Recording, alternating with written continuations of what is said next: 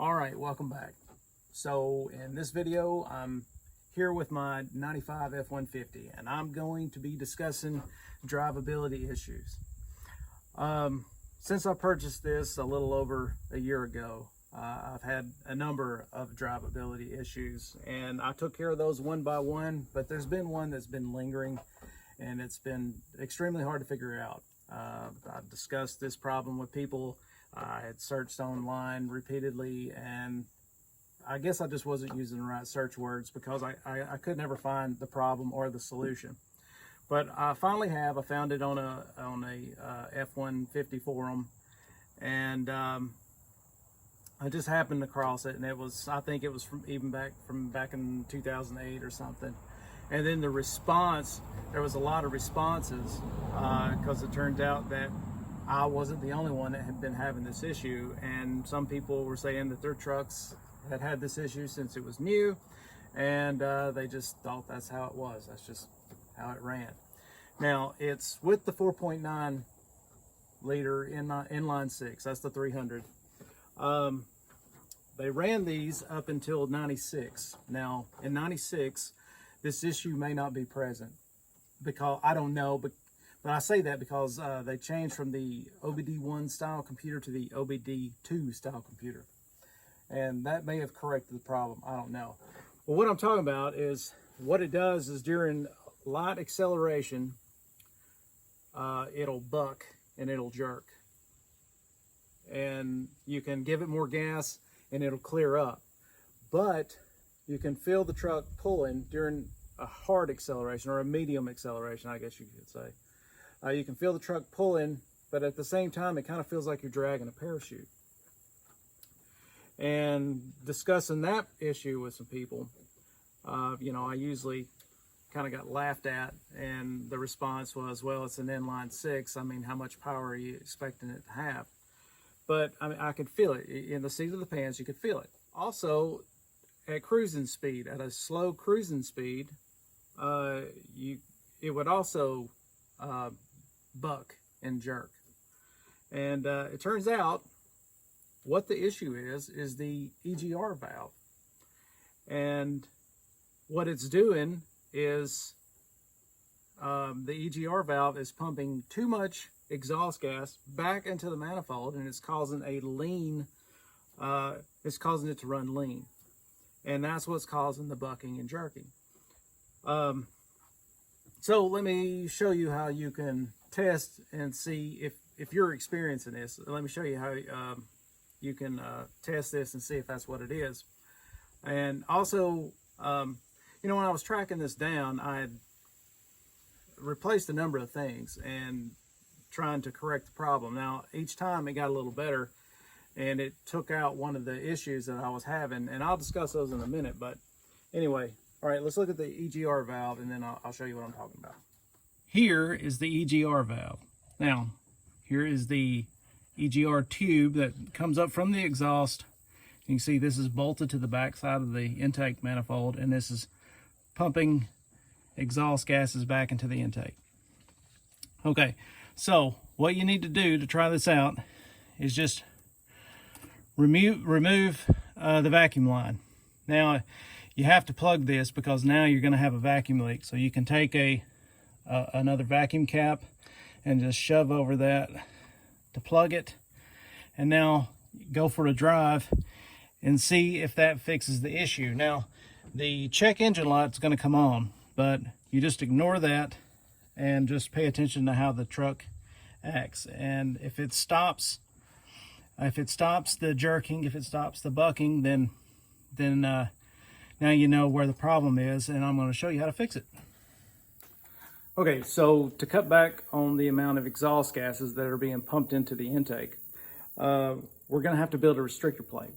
Now, here's a gasket for the EGR valve. Now, the two small holes are obviously your bolt holes, and the two large ones are where the exhaust gases pass through. Now, I'm going to use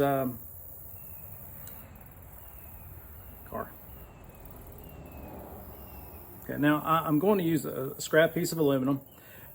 This is 063, which is 16 gauge, which is a 1/16 of an inch thick. And I will cut out a piece that's the same size as this gasket. Now, where these large holes are, I'm just going to drill a 1/8 inch hole right there in the middle, and that's it. And that's going to allow enough of the exhaust gases to pass through so that the check engine light doesn't come on. And it'll keep the truck from bucking. So we need 2 gases, because we'll have to put one on one side and one on the other. And I'm using a Felpro gasket, and the part number on that is 72649, and I'll put that in the description. Anyway, all right, let's get at it. Okay, I've got this laid out. Now I'm going to drill these holes, and then I'm going to cut this out with some tin snips.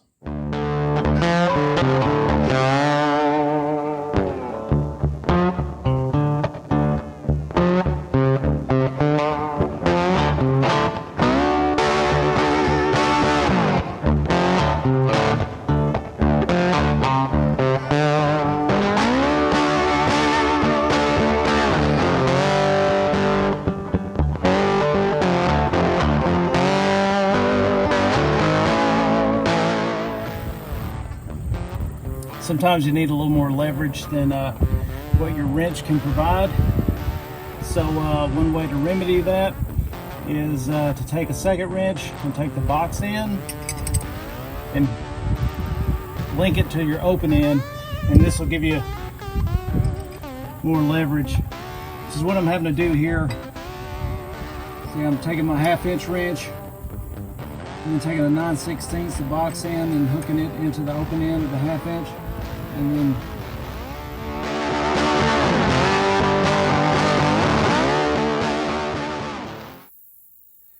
okay, I've got the EGR valve off, and as it turns out, I should have taken this off before I made the plate, before I made the restrictor plate, because I was going by the gasket, and the gasket had 2 holes for the exhaust gases to flow through, so I drilled 2 1/8 inch holes. And the EGR, well, it only has 1. I have no idea why the gasket has 2 holes. So that second hole was unnecessary, but it's still going to work. So anyway.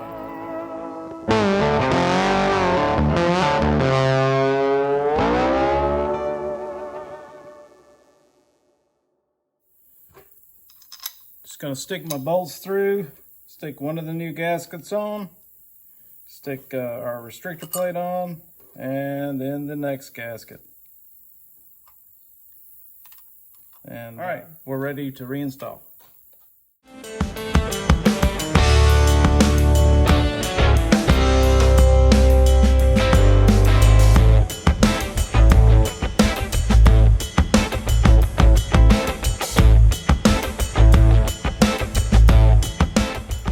Okay, so after test driving, no check engine light, no more bucking F-150, so everything works as it should. So that's a win. All right, now I said I was going to go over some of the previous drivability issues that I was having. I went ahead and wrote everything down, you know, put it on a list because I can't remember shit. Now I'm just doing this because, you know, maybe some of you have one of these trucks and you're experiencing some of the same issues and you don't know what they are, or you may be looking at buying one of these. I've been a fan of like the Aeronose, like what I have, the 92 through 96. I've been a fan of those since they came out. And I like the Lightning trucks, which I like the idea behind the Lightning truck. I didn't like the wheels, and I didn't like the sticker on the side of the bed, and I didn't like the tubular rear bumper. But I did, you know, like the grill being body color and the bumpers being body color and stuff like that. But I like the idea of the big V8, kind of a sport truck. So, but I've always been a fan of those. I didn't want a Lightning. I was wanting, you know, kind of a regular 2-wheel drive version that I could take and do whatever I wanted to it. I didn't want to get one that was too nice, because if it was too nice, then I I wouldn't want to do anything to it. I'd want to leave it alone. But I didn't want just just a complete pile of garbage. So I was looking for a happy medium, and that's what I found. You know, a truck that could be a project, but I could still drive it and use it. And I was really looking at the 4.9s. Reason being is I knew it'd be high mileage. I mean, it's a 92 through 96. The mileage is going to be up there. And I've heard my whole life that those inline sixes, those 300s, you can't kill them, you know.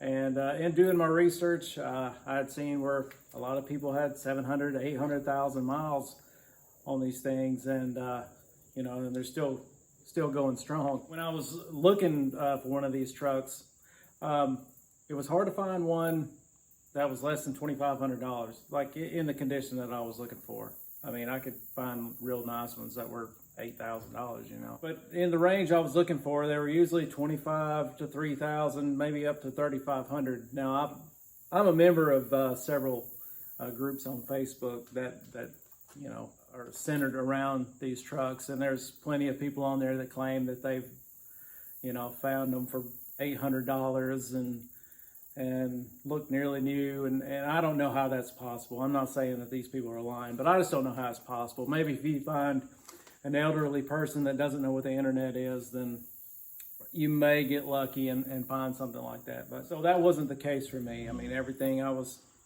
seeing was 25 to 35, and I found one. The one I found it in Huntsville, which was an hour and a half away from me, and it was the inline 6 with the 5-speed, just what I was wanting. But the starting price on it was $1,800. So I kind of knew something was up, because that's automatically $1,000, nearly $1,000 less than what the rest of the trucks I was looking at were. So I knew there was something up. And in the description, it said that he put new plugs in it, a new distributor cap and rotor button, a new ignition control module, a new starter solenoid. So I was thinking, okay, well, if it's nearly $1,000 cheaper than everybody else and he's put all this other stuff on it, there's some sort of issue. So I knew that going in. So when I went and test drove it, I noticed it was running rough, but there wasn't a check engine light on. He had these big mud tires on it, and so there was a lot of vibration when I was driving it, but I couldn't tell if this vibration was coming from the tires, if this was, coming from the engine, if this is a driveline, issue. I couldn't tell, but it ran, and it ran and drove, stopped, it did everything it was supposed to do. No check engine light. I ended up doing some negotiating and bought it and drove it home. Drove it an hour and a half home. Did no issues whatsoever. The very next day, I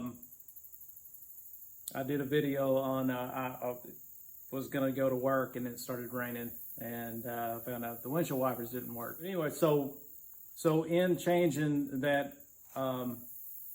wiper switch, I found out that the bulb for the check engine light was actually blown. So when I put a new one in, guess what? Now there's a check engine light on. So the issues that I had were, okay, the check engine light was on. It was running kind of rough. There was a hesitation whenever I gave it a little bit of gas. When I first gave it gas, when I first hit the throttle pedal, it would fall on its face and then come up. Also, when I'm driving, and it just went dead and came right back to life, just for a second, just a split second, just boom, and was still going.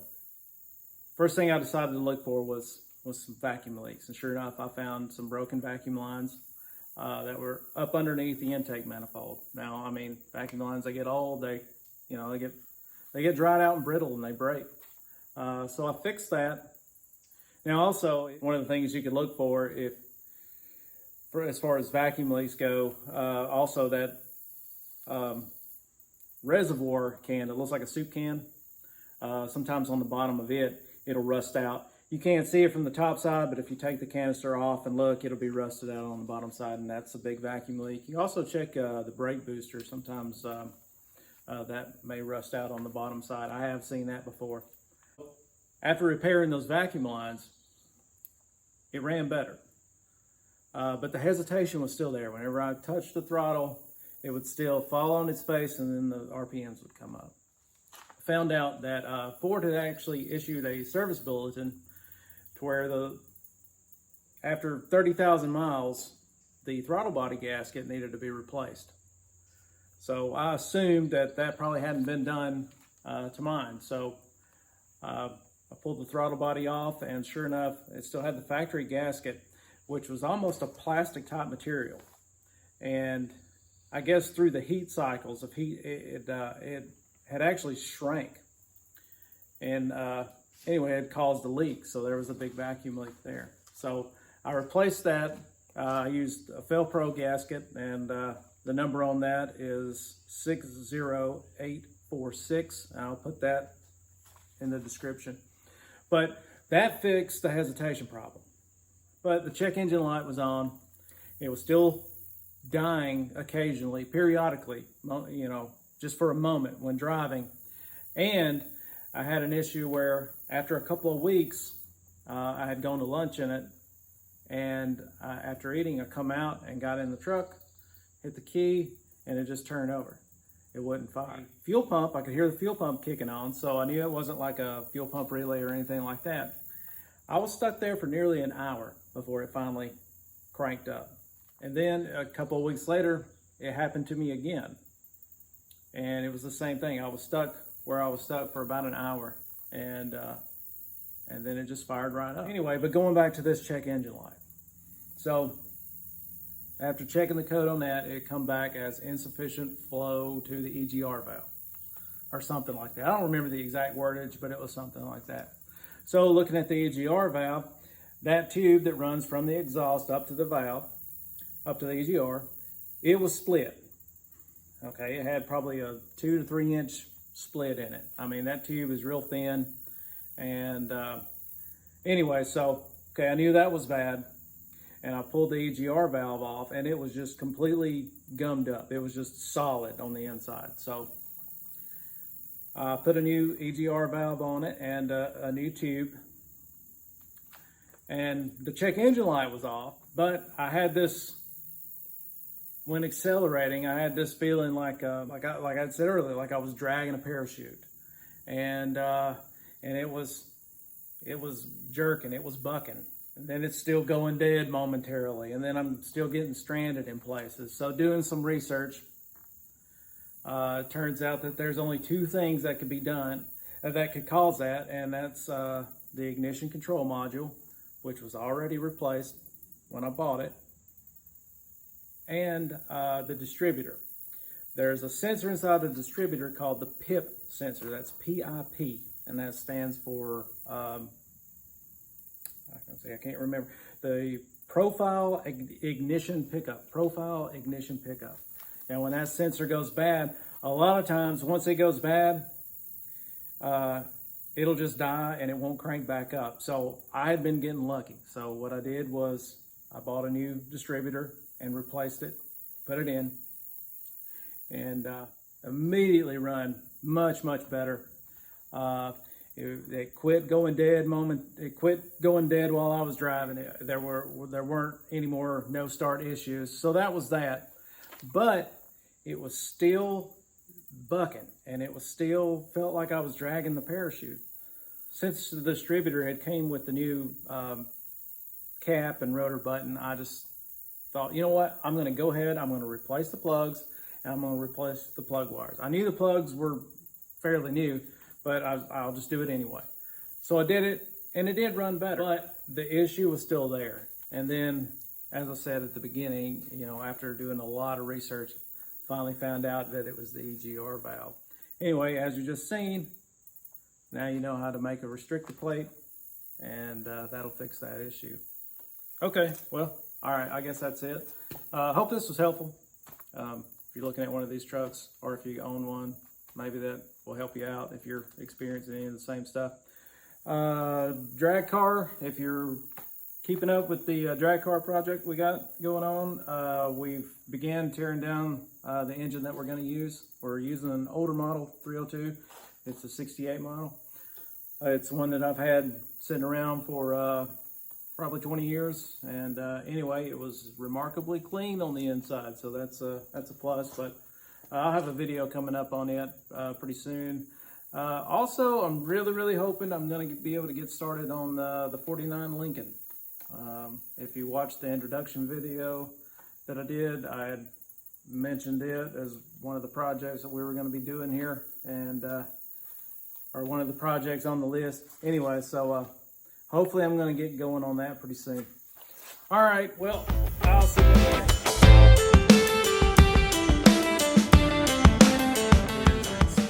Hang on, we got a car passing.